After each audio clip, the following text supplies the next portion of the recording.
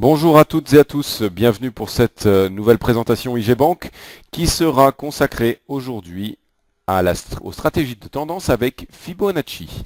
Alors on va dans un premier temps présenter les stratégies de tendance et quelques méthodes au cours de cette présentation. On vous rappelle que ces présentations ont lieu une fois par semaine. Vous avez un calendrier à disposition sur notre site internet. N'hésitez pas à le consulter pour vous inscrire à de futures présentations. Ces présentations seront bientôt disponibles sur notre chaîne YouTube et nous allons commencer sans plus tarder la présentation dédiée aujourd'hui aux stratégies de tendance avec Fibonacci. Comme d'habitude, quelques avertissements réglementaires sur les CFD qui, je vous le rappelle, sont des produits à effet de levier qui peuvent conduire à des pertes supérieures à votre dépôt initial. Par conséquent, investir sur les CFD ne convient pas à l'ensemble des investisseurs. Vous devez donc vous assurer que vous comprenez parfaitement les risques inhérents à ce type d'opération. Cette présentation est réalisée à titre indicatif et ne saurait être considérée comme des conseils de trading. Alors aujourd'hui, les objectifs de la présentation, on va voir dans un premier temps comment identifier les tendances. Ensuite, on va essayer de repérer les points d'entrée et de sortie pour qu'en fait vous puissiez définir des stratégies en lien avec les tendances. Et on va terminer avec un petit exemple pour voir un peu plus en détail. Alors, petit rappel sur les CFD, vous savez peut-être qu'ils ont été inventés en Angleterre dans les années 90, tout simplement pour contourner le droit de timbre. Il s'agit d'un produit à marge qui utilise donc un effet de levier et il est traité en OTC, qui signifie over the counter ou en français de gré à gré, et qui est sans échéance fixe. Le contrat sur la différence porte donc sur la différence de cours d'un actif entre le moment où vous ouvrez une position et le moment où vous la clôturez.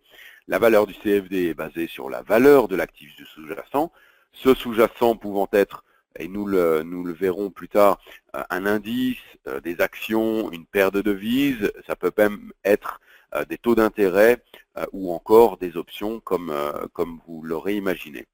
Ensuite, une des caractéristiques du CFD, c'est que vous pouvez tout à fait prendre des positions à la hausse d'une valeur, qu'on appelle position à l'achat ou position longue, mais également à la baisse, position short ou position à la vente.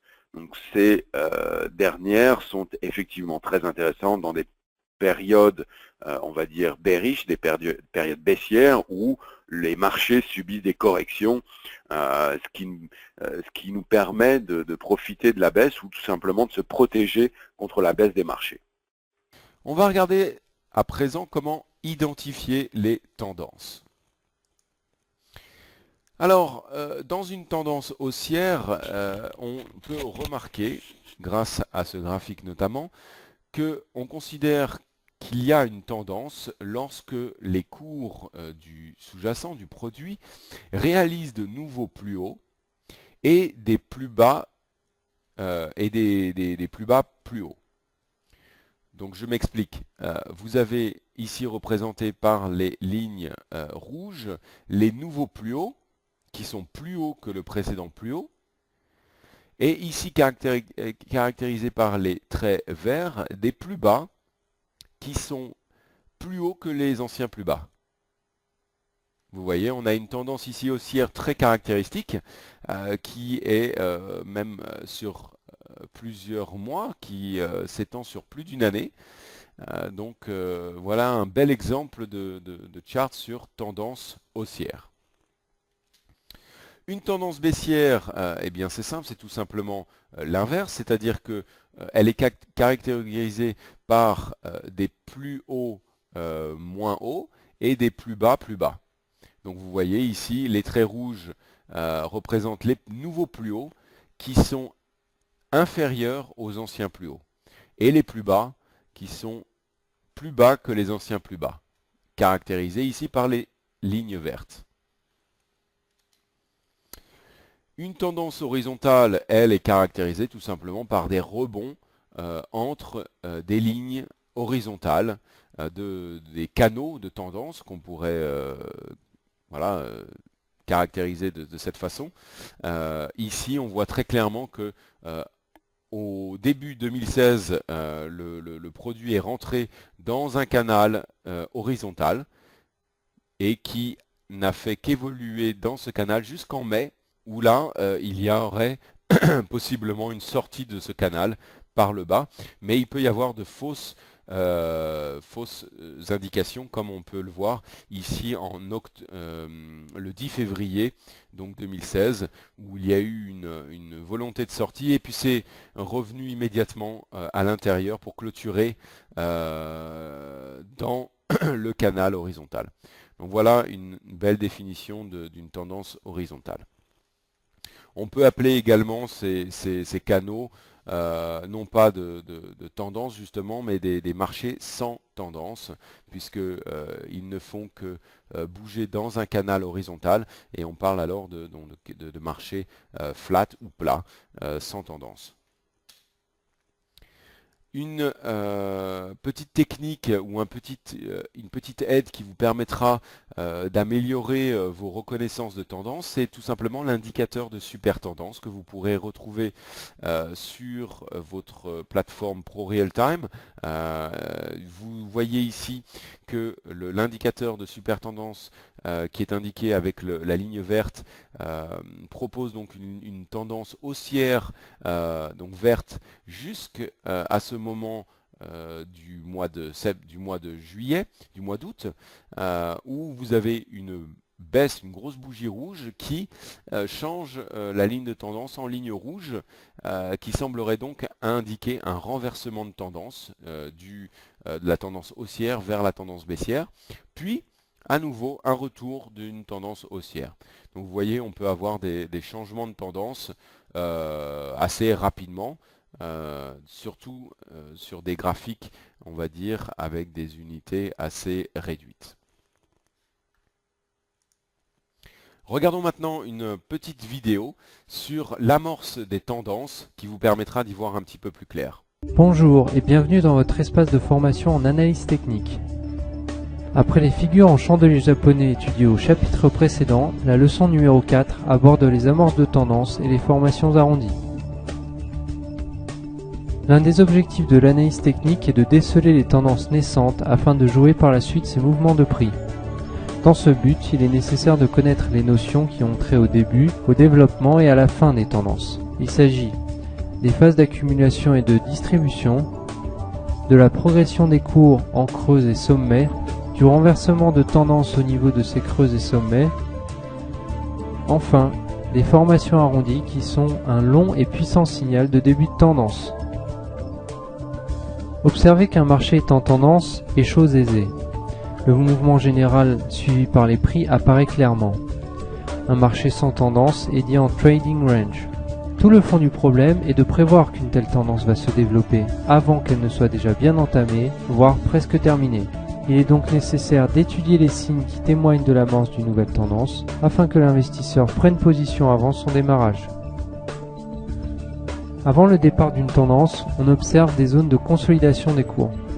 Elles correspondent à de nombreux échanges de titres entre les deux forces en présence, haussier et baissier, qui s'accordent sur un prix ou une fourchette d'équilibre.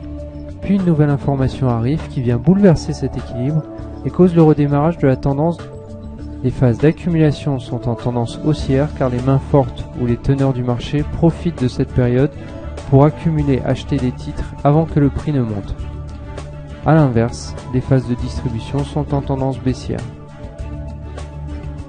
La progression des cours en tendance est matérialisée par un enchaînement de creux et de sommets qui sont de plus en plus hauts ou de plus en plus bas.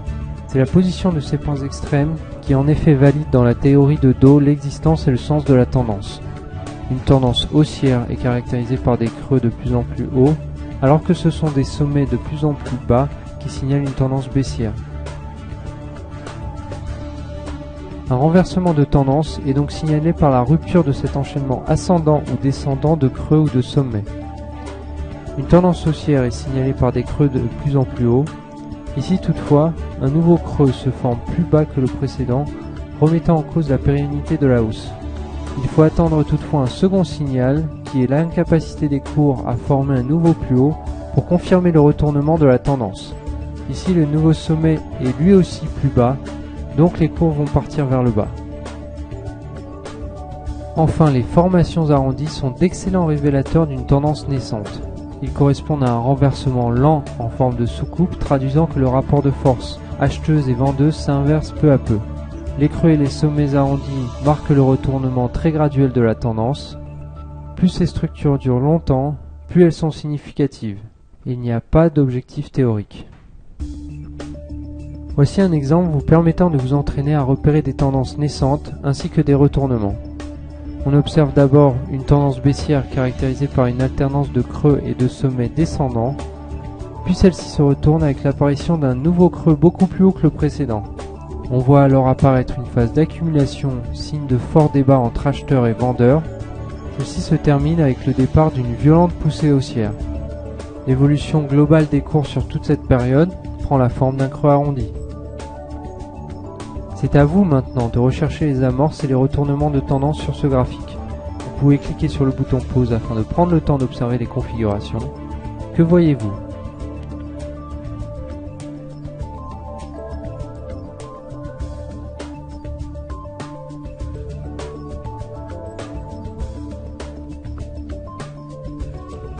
Des renversements de tendance ? Des formations arrondies ? On voit apparaître clairement un retournement majeur lors de la formation d'un sommet en pointe. Puis une tendance baissière s'installe avec une alternance de sommets descendants jusqu'à sa rupture avec un sommet plus haut que le précédent. Enfin, on constate la formation d'un creux arrondi. Ceci présage d'un retournement haussier à venir. Pour bien utiliser les retournements et donc les amorces de tendance, il faut savoir déceler un marché en tendance et bien sûr éviter les trading ranges. Le but pour l'investisseur est de prendre position au départ du marché et anticiper les retournements. Les formations arrondies sont particulièrement intéressantes pour l'investisseur long terme car elles se forment lentement et leur laissent ainsi le temps de se positionner.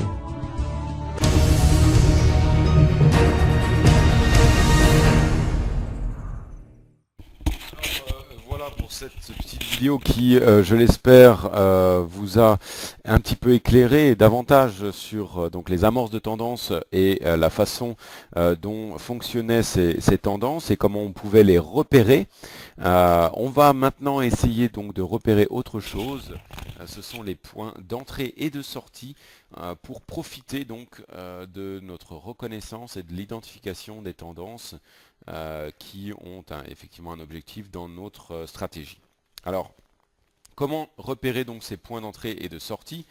Je vous rappelle simplement que dans les cycles à court terme de marché, on a des mouvements qui soient baissiers ou haussiers, on fait une pause comme on a pu le voir dans la vidéo, et puis il y a une continuation de la tendance ou un renversement de cette tendance. Et c'est donc à ce moment-là, dans ces moments on va dire de creux, où il faut essayer de pouvoir rentrer sur les marchés ou d'en sortir si effectivement on y était déjà.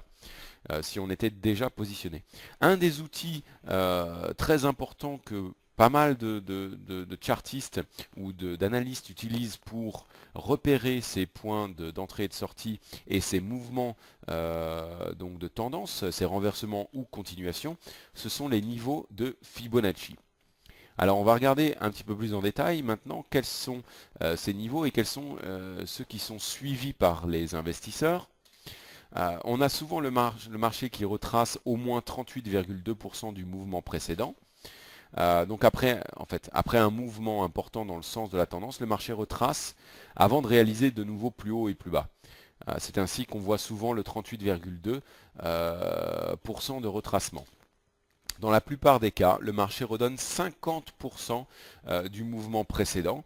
Le niveau de 50% est le niveau le plus important, donc Fibonacci, que vous pouvez observer et que vous pouvez donc suivre. Le niveau de retracement maximum est à 61,8%. Un mouvement de ce type indique cependant une forte probabilité de renversement de la tendance.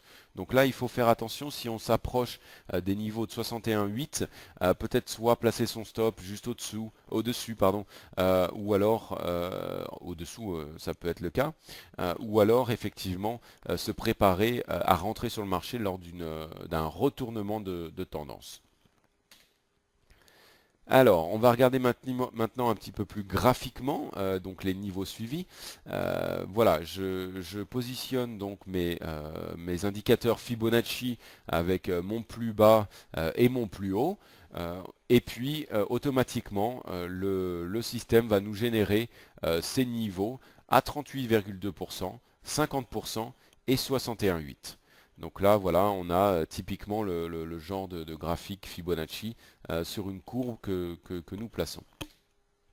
Ensuite, le marché eh bien, retrace peut-être sur les 38,2%, voire sur les 50%, pour après reprendre le cours de sa tendance originale. D'accord. Là, on n'est pas été jusqu'au 61,8% qui aurait pu signifier un retournement du marché. On s'est tout simplement arrêté sur ces deux premiers paliers, ces deux premiers niveaux. Regardons maintenant un exemple dans la réalité. Comment tracer les Fibonacci, les niveaux Fibonacci en tendance haussière. Alors c'est simple, hein. Comme sur le graphique précédent, on voit ici donc un plus bas sur la période observée, puis un plus haut ici avec une redescente assez importante, on va dire plus importante que les anciens l'ancienne correction. Donc on va tout simplement placer notre niveau Fibonacci ici au plus bas et ici au plus haut. La machine va donc nous tracer automatiquement les niveaux de 38,2, 50% et 61,8. Voilà, donc avec notre objectif qui est le rebond, soit sur 38, soit sur 50%, pour aller rechercher le plus haut et après encore davantage de continuation sur la tendance existante. Donc il va falloir qu'on cherche à rentrer sur ces niveaux-là pour profiter de ce rebond qui est donc attendu. Maintenant, on va regarder sur une tendance baissière. Alors, donc c'est à peu près la même chose, c'est-à-dire qu'on observe un point plus haut, puis un point plus bas, avec une correction du marché baissier, donc à la hausse, qui revient tester des nouveaux plus hauts. Donc, on trace tout simplement du plus haut au plus bas nos points Fibonacci et on a nos niveaux qui s'indiquent ici automatiquement. Et on voit bien que on est allé tester dans un premier temps les 38,2 pour revenir les tester, les passer et enfin tester les 50% qui a donc indiqué une correction de la tendance, un petit retracement de la tendance, mais pas un renversement de la tendance, puisque vous voyez qu'après le marché a continué dans le même sens à la baisse jusqu'à la période ici, on voit numéro 22. Comment donc rentrer sur ces points importants pivots de 38,2 et 50%? Alors on peut utiliser ce qu'on appelle les motifs des bougies japonaises, qui sont peut-être des figures que vous avez déjà observées dans les marchés, ou utiliser ces techniques d'analyse de chartiste. Voilà, il suffit de mettre son graphique en chandelier japonais et puis on va essayer de repérer des figures qui se répètent et qui, pour les chartistes, ont une signification particulière. Alors, on a les englobantes baissières, donc on voit bien ici qu'on a un top avec une bougie baissière, donc une bougie normalement rouge, qui en fait englobe la précédente qui était haussière. Donc on a une clôture à un niveau plus bas que l'ouverture précédente. D'accord? Donc ça c'est ce qu'on appelle une englobante baissière. Ça peut donc configurer un retournement de tendance. L'englobante haussière, donc son opposé, qui peut être tout simplement un changement de tendance, mais cette fois avec une direction à la hausse, donc avec une bougie verte qui englobe la bougie précédente rouge. Ok. D'autres figures, d'autres motifs de bougies japonaises, ce sont le marteau et le pendu, qui indiquent également de possibles retournements de tendance. Alors avec ici un marteau caractérisé donc par une longue queue et un tout petit corps supérieur avec une clôture au plus haut, et puis inversement le pendu, donc un long corps tout en haut, et puis une tête qui termine avec un plus bas au plus bas de la journée. Voilà.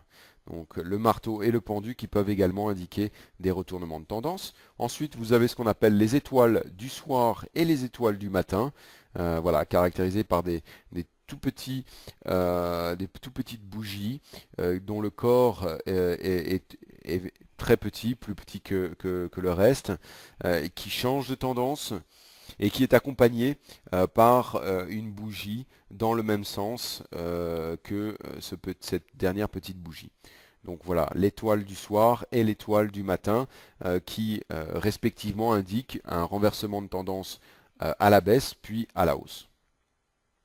Alors maintenant, comment définir donc ces stratégies une fois qu'on a réussi à analyser, à repérer les tendances, à savoir placer nos points Fibonacci, à savoir repérer les points d'entrée et de sortie.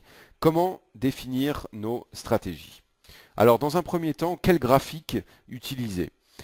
Pour les day traders qui font donc des multiples opérations au quotidien, des graphiques de 1 minute à 30 minutes sont largement suffisants dans ce type de trading. Les swing traders, donc qui là, eux, prennent des positions qui vont de plusieurs heures à plusieurs jours, on peut prendre voilà, le graphique de 1 heure à 1 jour pour essayer de déterminer les tendances. Enfin, les investisseurs plus long terme, là on prend des graphiques à 1 semaine, à mensuel. Une chose que j'aime particulièrement bien personnellement, c'est l'utilisation de 3 graphiques à échelle de temps différentes. Tout simplement pour avoir une idée sur différentes périodes de tendance. Donc si je me focus sur des tendances très courtes, si je suis un day trader, je vais peut-être afficher un chart 1 minute pour vraiment avoir un point d'entrée très précis, un chart 1 heure pour avoir une indication sur la tendance horaire, et puis un chart peut-être quotidien, juste pour avoir la tendance de la journée. Voilà, c'est une petite chose qui pourrait être intéressante dans une stratégie, cet écran triple période. Ça peut être quelque chose d'intéressant. Certains investisseurs l'utilisent. Voilà. Ensuite, pour continuer dans la méthode, on va regarder maintenant pas à pas quelles sont les étapes pour donc déterminer ces stratégies, définir ces stratégies de tendance. Alors, évidemment, étape numéro 1, identifier la tendance. Alors avec les outils qu'on vous a mis, qu'on vous a présentés, j'espère que ça pourra être plus simple. Ensuite, on va tout simplement, après un fort mouvement dans le sens de la tendance, attendre le retracement. Ça, c'est l'étape numéro 2. Étape numéro 3, on va tracer nos niveaux de Fibonacci une fois qu'on a effectivement ce retracement qui a eu lieu. Donc on va placer au plus haut et au plus bas, ou l'inverse, au plus bas et au plus haut, pour avoir nos niveaux Fibonacci. Ensuite, si le niveau de 50% est atteint, étape numéro 4, essayez de repérer un motif des chandeliers, puis rentrer dans le sens de la tendance déjà identifié. Voilà, donc là c'est pour saisir le mouvement de rebond qui aura lieu sur un des niveaux Fibonacci dont on a vu l'occurrence et évidemment l'intérêt. Étape numéro 5, si la prochaine bougie n'apporte pas de confirmation, attendez tout simplement que le niveau de 61,8% soit atteint. Parfois, il ne sera pas atteint. Parfois, vous aurez des fausses indications, hein, des faux retournements, ce genre de choses. Mais il faut regarder, être attentif. Regardez les bougies, etc. Et ça, voilà, vous avez ces figures-là qui existent, elles n'existent pas pour rien, c'est que les marchés se répètent et les figures se répètent également, donc vous pouvez les observer à plusieurs reprises. Étape numéro 6 et dernière étape, faites une pause au prochain support et résistance, protégez votre gain éventuellement avec des ordres stop à 2 tiers puis 1 tiers des nouveaux hauts et bas, tout simplement pour voilà, protéger les gains réalisés grâce au niveau déjà identifié. Vous pouvez poser des stops tout simplement pour protéger vos gains et ainsi assurer donc voilà, une plus-value plus importante et vous rassurer psychologiquement. Voici un exemple. Alors, on va regarder sur le chart précédent où est-ce qu'on aurait pu rentrer ici. Alors, on trace nos points Fibonacci, hein, donc avec un plus haut et un plus bas. On obtient nos niveaux et on cherche, on attend le niveau, donc 50% dans un premier temps qui soit atteint là on est sur un graphique, je vous le rappelle, 4 heures. Donc on peut essayer de chercher un motif de retournement de tendance, de changement de tendance dans un graphique plus court, donc peut-être d'une heure. Là, on va peut-être essayer de chercher une figure de chandelier japonais qui va nous montrer que le changement de tendance aura lieu donc bien sur le niveau des 50%. Parce que sur ce graphique-là, on n'a pas forcément une image mis à part l'englobante. Là, on a une englobante baissière. Ça pourrait être le signe, voilà, en motif chandelier du renversement, avec cette englobante baissière. Mais on peut chercher plus précisément avec des charts de fréquence plus réduite. Alors, pour finir, on va regarder les avantages et les désavantages de l'analyse des tendances et des niveaux Fibonacci. Dans un premier temps, les avantages, c'est sa valeur prédictive évidemment, puisque ça nous permet de prévoir où le marché peut aller chercher des plus bas ou se retourner et à l'inverse, voilà, retracer des tendances. Il est possible d'utiliser ces Fibonacci pour chaque type de trading, que ce soit du day trade, swing trade, long terme. Donc pour tous les types d'investisseurs à différentes étapes, à différents niveaux. Donc ça c'est très intéressant également. Ensuite ça fonctionne pour tous les instruments, que ce soit des actions, des devises, des métaux précieux, des futurs, des matières premières.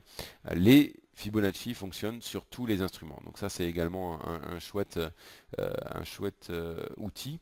Et puis c'est très simple à utiliser. Hein, on l'a vu, il suffit de tracer, de déterminer le plus haut et le plus bas, de tracer ces deux points Fibonacci, et puis on a les niveaux. Donc voilà, après il faut, pour déterminer les points d'entrée, il faut commencer à acquérir une certaine sensibilité au marché ou aux produits que vous traitez.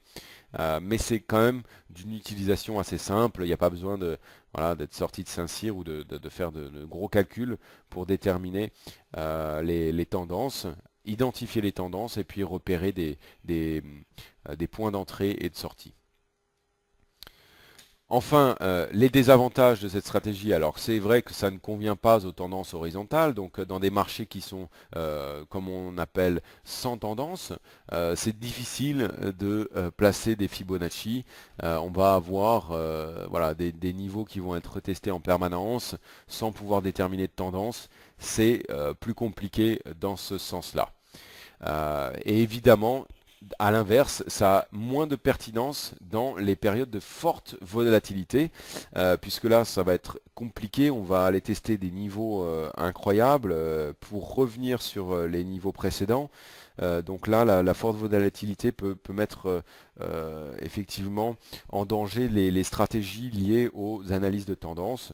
Donc plutôt, on va dire, regarder des produits qui sont suffisamment liquides, sans être trop volatiles, sans être trop affectés par, voilà, par l'excitation des marchés. Et puis, malgré tout, des produits qui sont déjà en tendance, haussière ou baissière, peu importe, mais qui ont déjà montré qu'ils étaient dans un canal de tendance, ascendant ou descendant, mais en tout cas pas horizontal. Voilà pour cette présentation. Donc je vous le rappelle, ces présentations ont lieu une fois par semaine en anglais, en français et en allemand. Vous retrouverez ces présentations sur la chaîne YouTube très bientôt.